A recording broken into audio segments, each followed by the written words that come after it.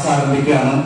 പ്രാർത്ഥന നിർവഹിക്കുന്നതിന് വേണ്ടി സുലൈമാൻ ഉസ്താദിനെ വേദിയിലേക്ക് ക്ഷണിക്കുന്നു. أعوذ بالله من الشيطان الرجيم بسم الله الرحمن الرحيم الحمد لله رب العالمين الرحمن الرحيم مالك يوم الدين إياك نعبد وإياك نستعين اهدنا الصراط المستقيم صراط الذين أنعمت عليهم غير المغضوب عليهم ولا الضالين آمين.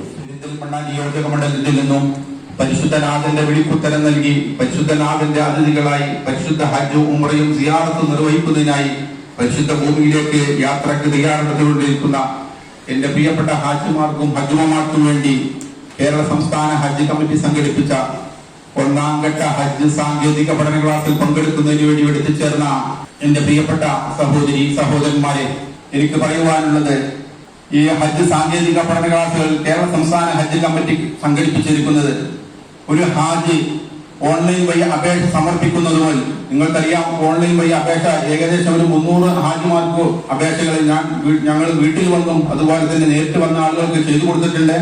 അങ്ങനെ അപേക്ഷ സമർപ്പിച്ചതിന് ശേഷം ഒരാൾക്ക് ഹജ്ജിന് അപേക്ഷ അനുമതി കിട്ടി. അതിനുശേഷം ഒരു ഹാജി വീട്ടിൽ നിന്ന് പുറപ്പെട്ട് വീട്ടിൽ തിരിച്ചെത്തുന്നവരെയാണ് അറിയേണ്ടതും അറിഞ്ഞിരിക്കേണ്ടതും മനസ്സിലാക്കേണ്ടതുമായ എല്ലാ കാര്യങ്ങളും നിങ്ങൾക്ക് മനസ്സിലാക്കി തരുന്നതിന് വേണ്ടിയാണ് ഇതുപോലുള്ള ഹജ്ജ് സാങ്കേതിക ക്ലാസുകൾ 3 ഘട്ടങ്ങളിലായി നടത്തുന്നത്. അതുകൊണ്ട് എന്റെ പ്രിയപ്പെട്ട ഹാജിമാരോടും ഹജ്ജുമ്മമാരോടും എനിക്ക് പറയുവാനുള്ളത്, ഈ ക്ലാസ്സിൽ പറയുന്ന കാര്യങ്ങൾ നിങ്ങൾ ശ്രദ്ധാപൂർവ്വം ശ്രദ്ധിച്ച് മനസ്സിലാക്കണം. ഏറ്റവും സ്നേഹം നിറഞ്ഞ വേദിയിലിരിക്കുന്ന ബഹുമാന്യരെ, അല്ലാഹുവിന്റെ നിർദ്ദേശപ്രകാരം ഖലീലുല്ലാഹി ഇബ്രാഹിം നബി അലൈഹി ഇസ്ലാമിന്റെ വിളിക്കുത്തരം നൽകിക്കൊണ്ട് ഇൻഷാ അല്ലാഹ് 2026 പരിശുദ്ധ ഹജ്ജ് കർമ്മത്തിന് വേണ്ടി മലപ്പുറം ജില്ലയിലെ പെരിന്തൽമണ്ണ നിയോജക മണ്ഡലത്തിൽ നിന്ന് തെരഞ്ഞെടുക്കപ്പെട്ടവരും കാത്തിരിപ്പ് പട്ടികയിലെ 1 മുതൽ 6000 വരെയുള്ളവരുമായ ഹാജിമാരെ ഹജ്ജുമ്മമാർ, ഇൻഷാ അല്ലാഹ് 2026 പരിശുദ്ധ ഹജ്ജ് കർമ്മം ദുൽഹജ്ജ് മാസത്തിലെ 9-ാം തീയതി ദുൽഹജ്ജ് 9-ന് ഇൻഷാ അല്ലാഹ് നടക്കുന്ന അറഫാ സംഗമം, ആ അറഫാ സംഗമത്തിൽ പങ്കെടുക്കാൻ അല്ലാഹു നമുക്ക് തൗഫീഖ് നൽകട്ടെ. അറഫാ സംഗമത്തിൽ പങ്കെടുത്ത് സ്വീകാര്യോഗ്യമായ ഹജ്ജിന് സ്വർഗമല്ലാതെ വേറെ പ്രതിഫലമില്ല. അല്ലാഹുവിന്റെ റസൂൽ നമ്മളെ പഠിപ്പിക്കുന്നു. അത്തരത്തിലുള്ളവരിൽ നമ്മൾ അല്ലാഹു ഉൾപ്പെടുത്തി അനുഗ്രഹിക്കട്ടെ. ലബ്ബൈക അല്ലാഹുമ്മ ലബ്ബൈക ലബ്ബൈക ലാ ശരീക ലക ലബ്ബൈക ഇന്നൽ ഹംദ വന്നിഅമത ലക വൽ മുൽക് ലാ ശരീക ലക ലബ്ബൈക അല്ലാഹുമ്മ ലബ്ബൈക ലബ്ബൈക ലാ ശരീക ലക ലബ്ബൈക ഇന്നൽ ഹംദ വന്നിഅമത ലക വൽ മുൽക് ലാ ശരീക ലക.